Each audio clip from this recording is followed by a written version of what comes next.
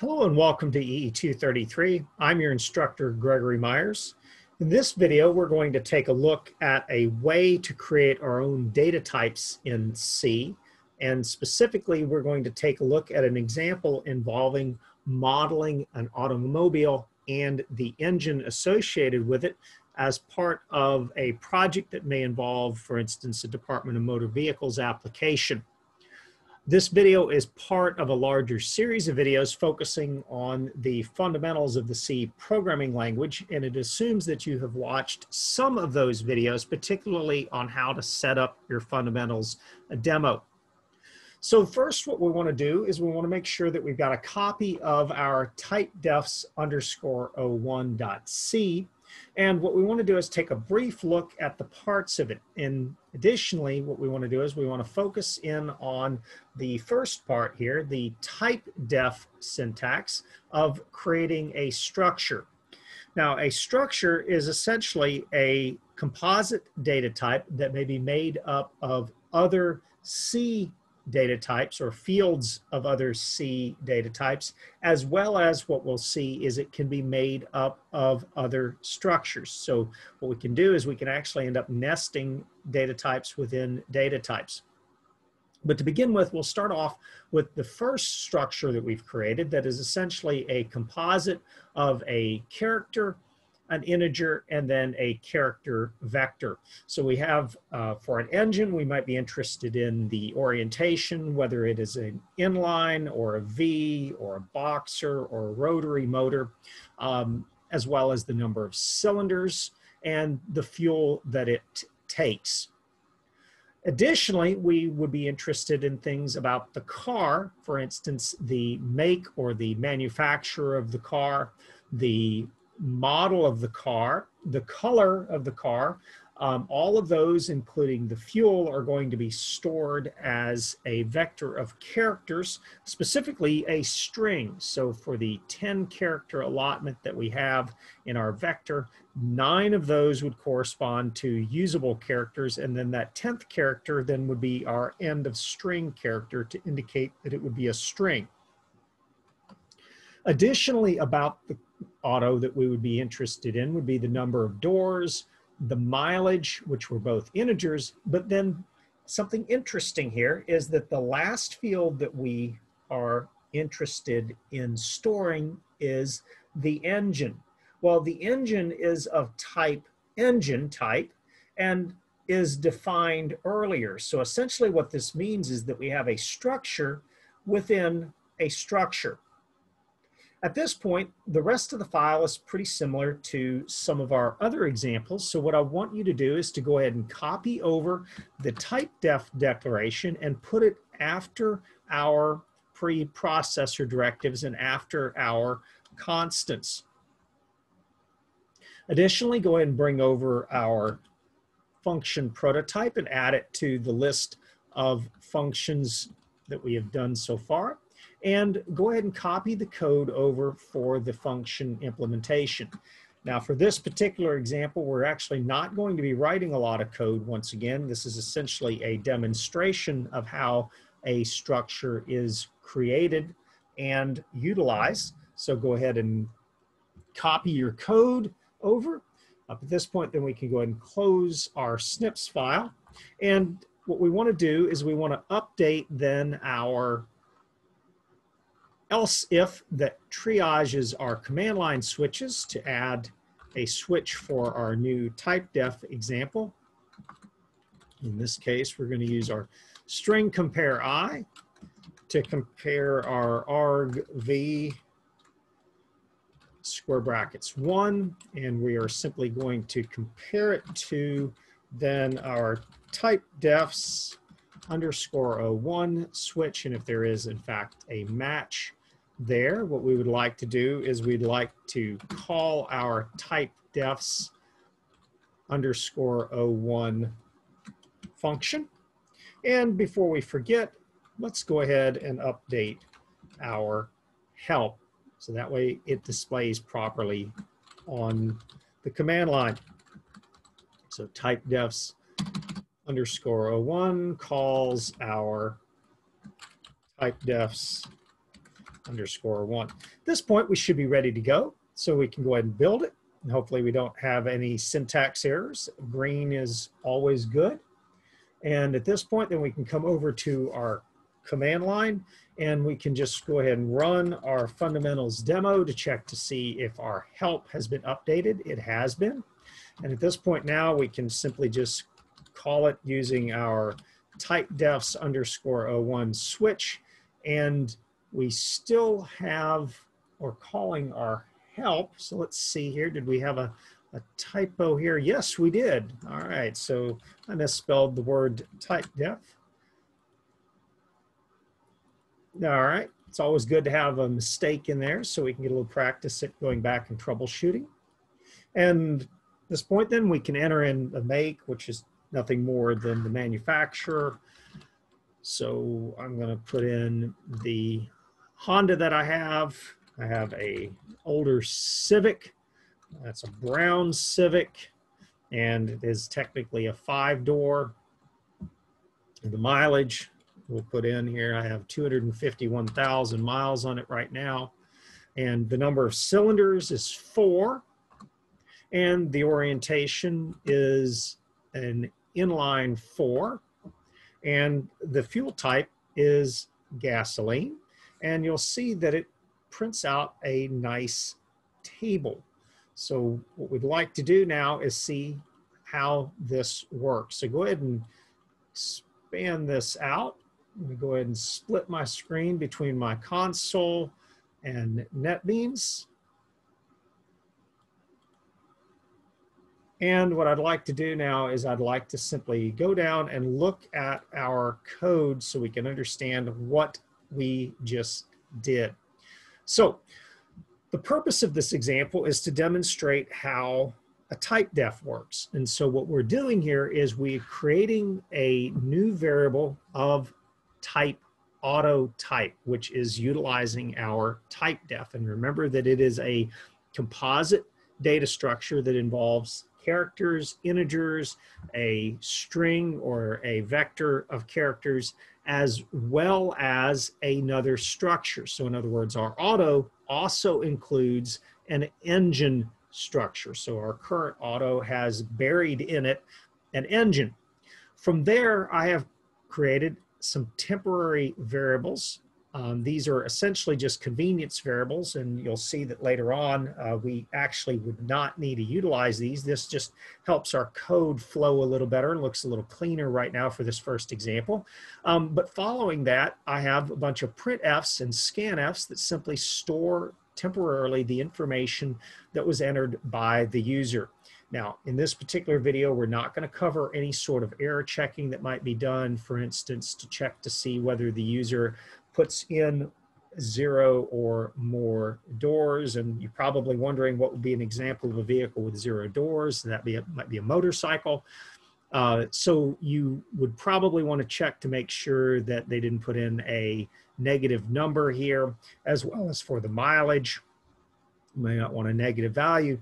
But then when we come down here to this group here, this group of printf and scanf, we have something a little bit unusual.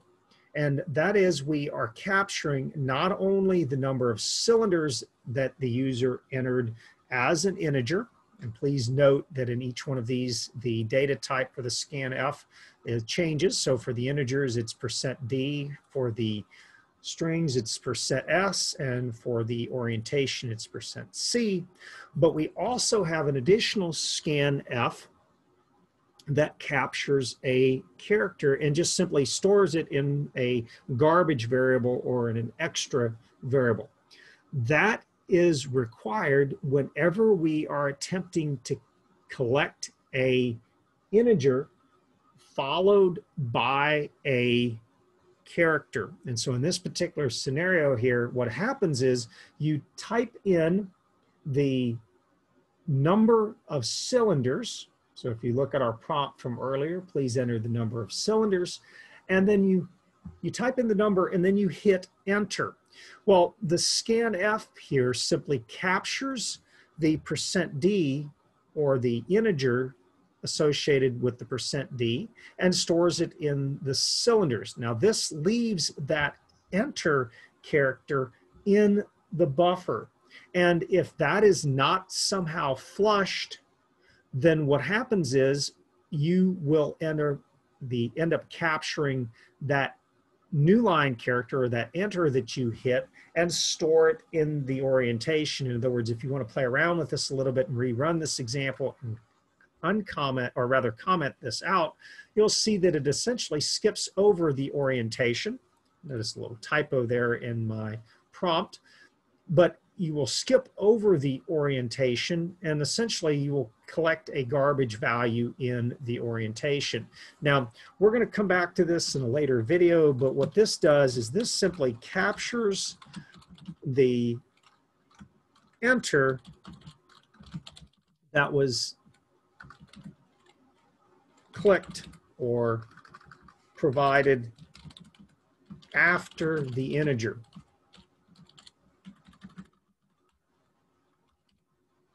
And essentially what you're doing here is you are flushing then or getting rid of any extra data that would be in the buffer from the command line. So don't focus too much on this. Just be aware that sometimes you will need this when you're utilizing scanf.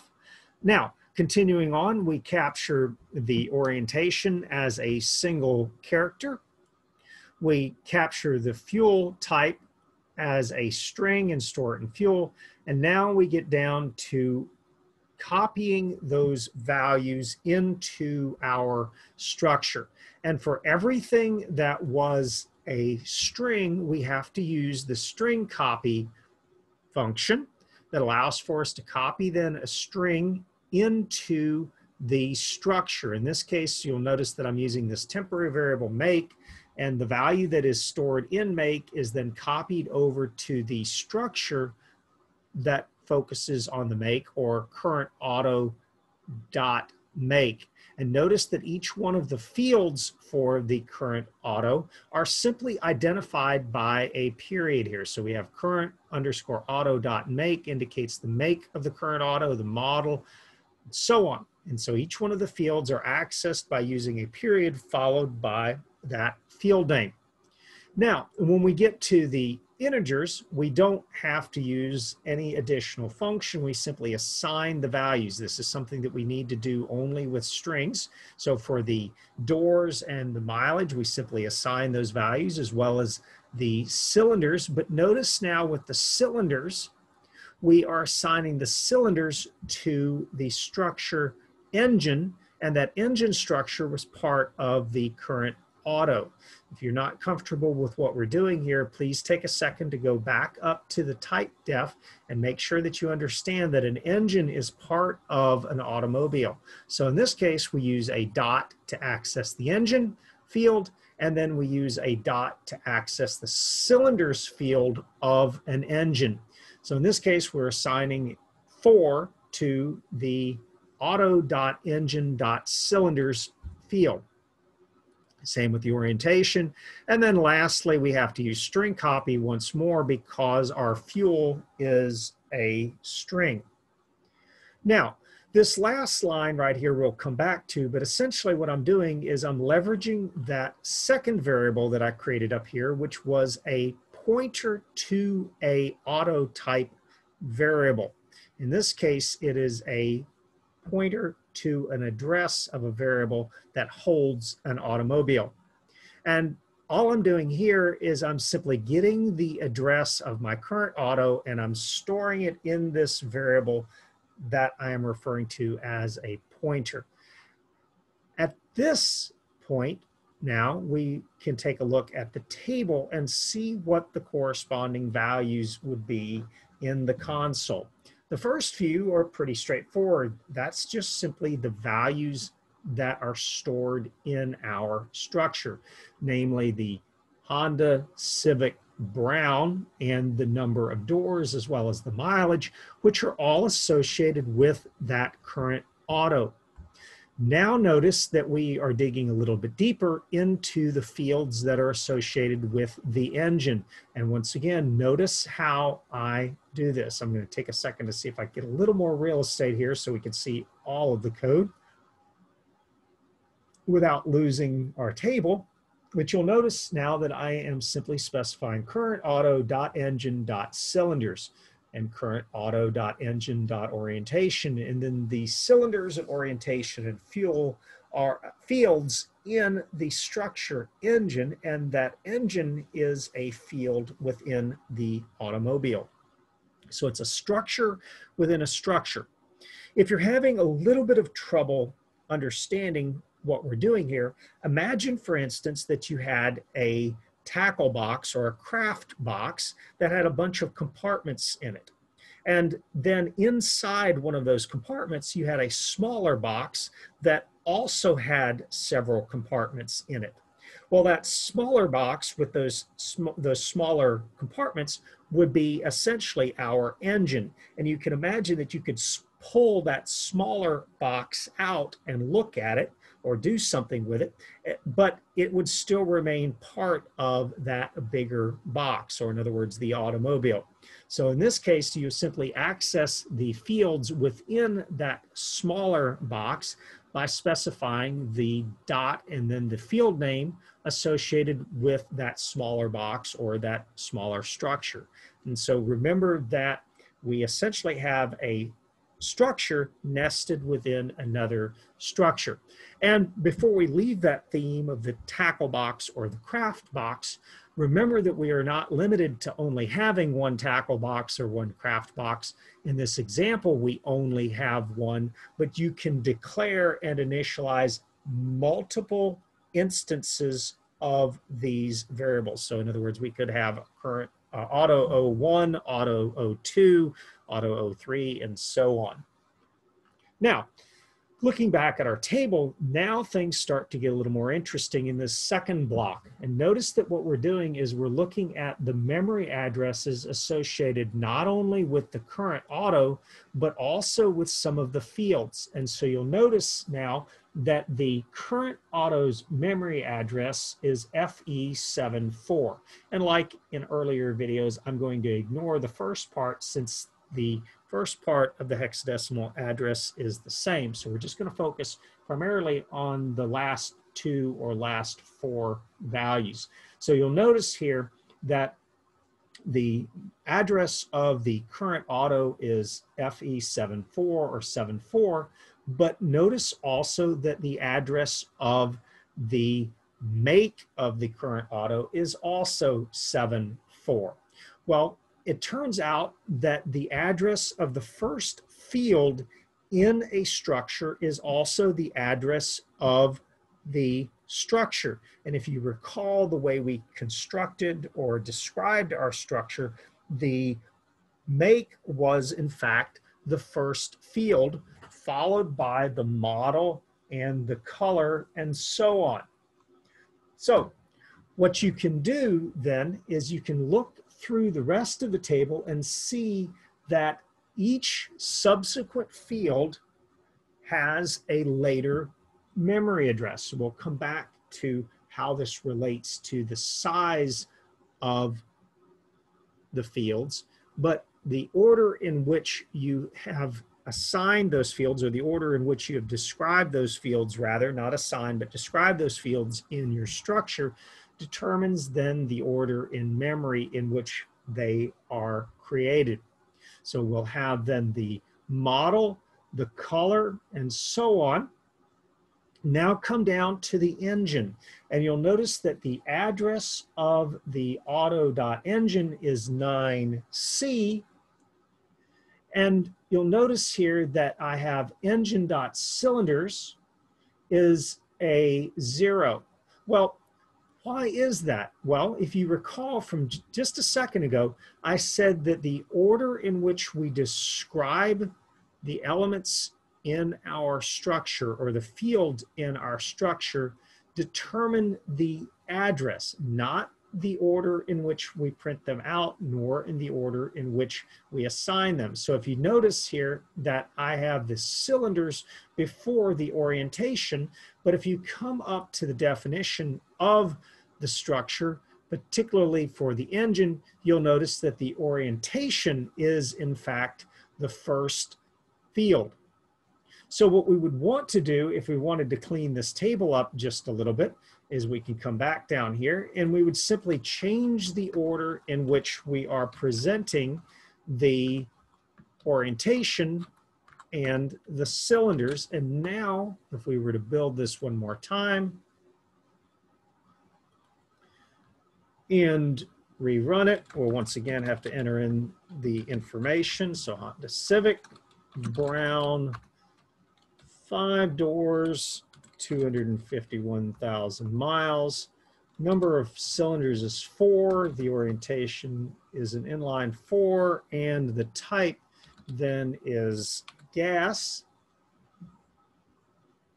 You'll notice now that the engine orientation, because it was the first field in the engine structure, matches the address of the engine structure inside the current auto.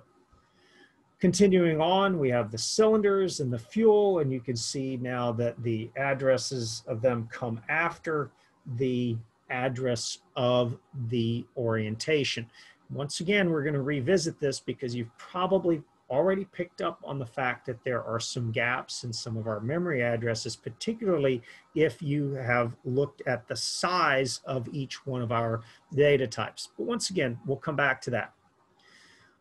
The last two parts are simply some more administrative things that I would like for us to look at, particularly how we have stored the value of the current auto in our current auto pointer. And you'll notice that it also has FE74, particularly focused on the 7.4. And notice now what I'm doing here is I'm just simply specifying the value in this variable. And since we know that it is a pointer, when we print it out, we can use our %P. Also note that I can get the address of the current auto pointer. In other words, that's the address of the variable that actually stores the current auto's address. So that's the address of that second variable. And it comes at, or it is located at FE70. Now, continuing on with this, just as a little bit of a side note, you'll notice that we can also get the size of both the current auto as well as the size of the engine. And so the auto itself takes up 60 bytes. The engine is 20, that's 20 bytes as part of that 60. We will once again take a look at the size of the data types and how the order of the fields can affect the order of a structure in a later video. What I would encourage you to do is to play around with this example a little bit, maybe run it a few times and enter in your own values. You should consider also improving some of the error checking that we've done. And also note once again that we are simply capturing that enter key that was pressed when the user entered in the number of cylinders. Otherwise, what would happen is that value of that new line would essentially be captured in the orientation variable. So I encourage you to comment this out and see what happens. So at this point, we'll build it one more time. And hopefully you found this video useful. As always, if you have any questions or comments, don't hesitate to email me, and thank you for watching.